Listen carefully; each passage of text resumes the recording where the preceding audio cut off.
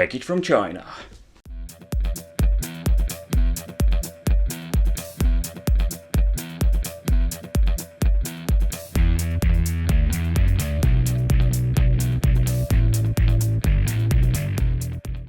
Hey, welcome back to the channel, welcome back to the Wicked Gamer and Collector. So in today's video we are going to take a close look at the... I was touching my freaking camera. Yeah, okay. We're going to talk about the GB50 and I think I can call this the best 8-bit system out there. Not because of the looks, no, not at all. Because of this. Support of TF card. People, this is what I'm asking for the last freaking 3 years. That took them freaking 3 years to make a freaking handheld 8-bit fetish with a TF card. So they're calling the Retro Station Pocket System GB50, 150 8-bit games built inside. So there's not a lot of information. As we can see, we're having the 3-inch super wide LCD. So I'm very curious if this thing is having very decent LCD display.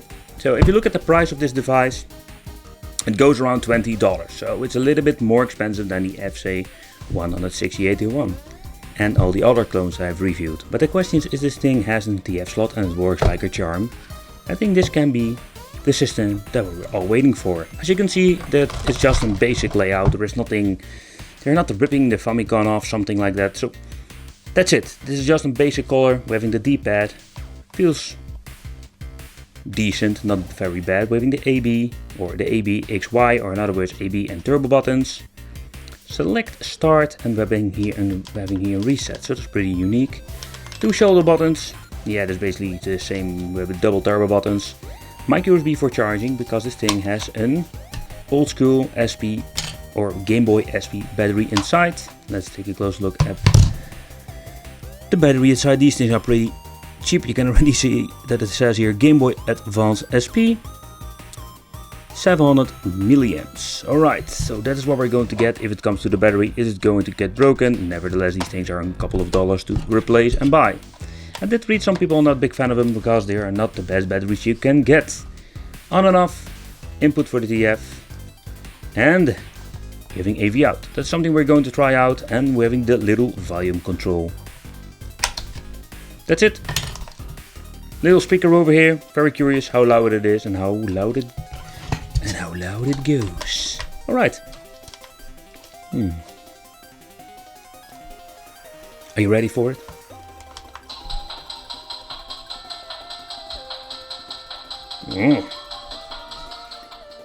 But nevertheless, let's see what we're going to get even more. We're having the plastic, of course. We're having here an... Oh, I want to say, where's my CF card? We're having the AV out cable. This is the tiny jack, by the way. Micro USB for charging. The toilet paper manual. This is the glossy one. You don't want to use it, otherwise you're going to hurt your butt crack. Yeah, okay. Let's see. We're having here an TF card. And it just fall on the freaking ground. Everything goes as perfect. Game cards. That is what it says. Game card. Nothing else.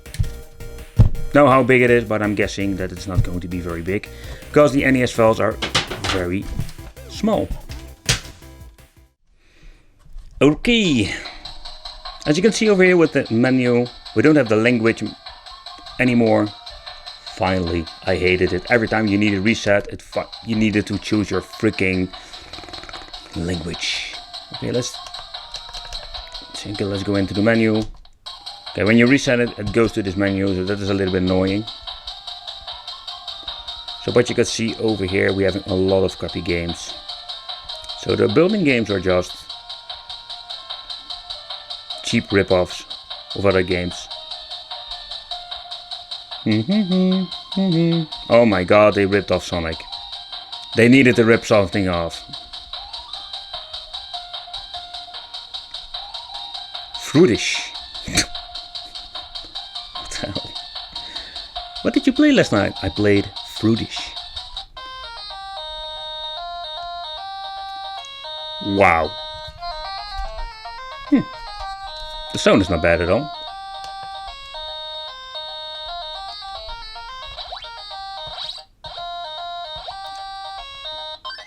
Okay, so you need just to swap them to the fruit that it's needed over there.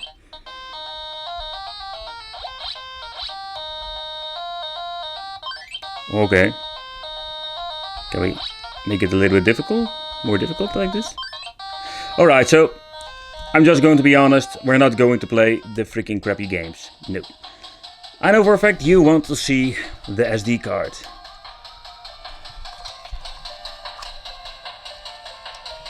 Right, let's take it in. Do I need to reboot it? No, I just already noted. You get, yeah, I just see the SD card. So as you can see, the thing is freaking filled up with NES games. So what we're having here is an 8-bit system that can basically play all of your favorite NES games. Cowboy Kid. Right, and as you can see, it's more like a flashcard idea. So every time you need to load up the game, it's going to give you quite some loading times.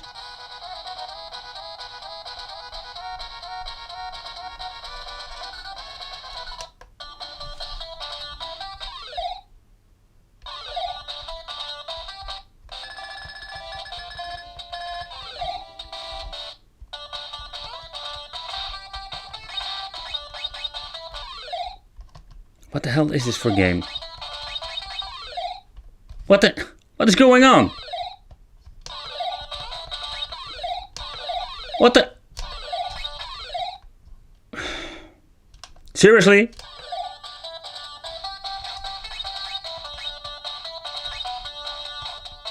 So you're basically stabbing everybody. It's serious as you go into...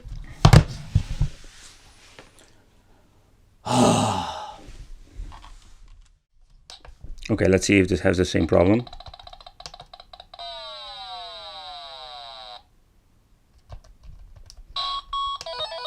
Okay.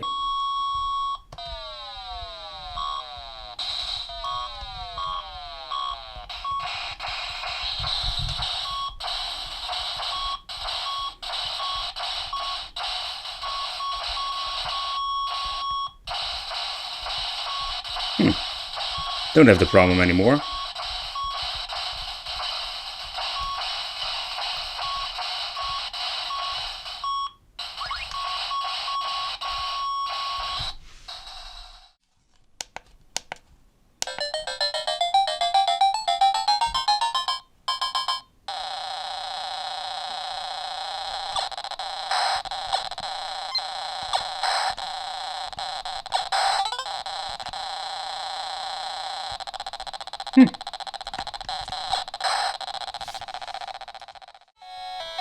Breakman number 3.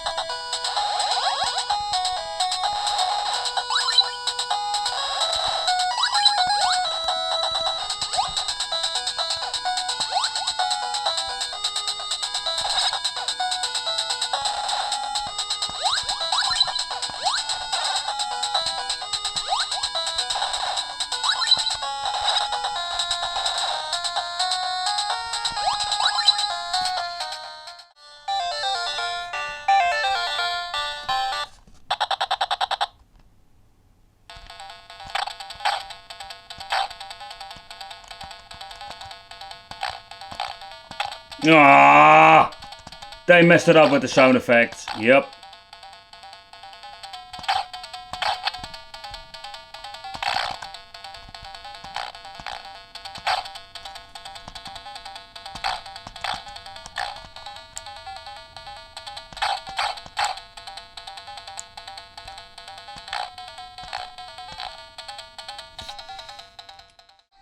But one thing is for sure, that they didn't lie about the display itself. As you can see, the view angle is very good.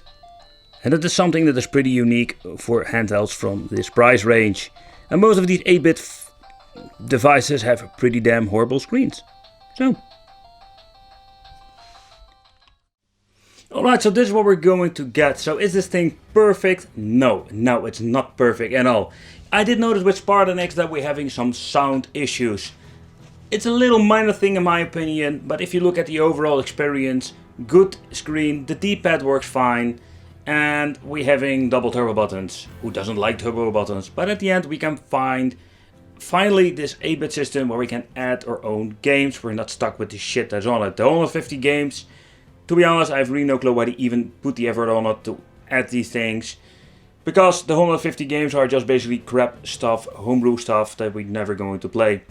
This is what you're going to get. Let me know what you think of this. I want to thank you for watching. And it will be awesome to have you here in the Wicked family. So consider subscribing and hit the little bell. See you next time. In the next video.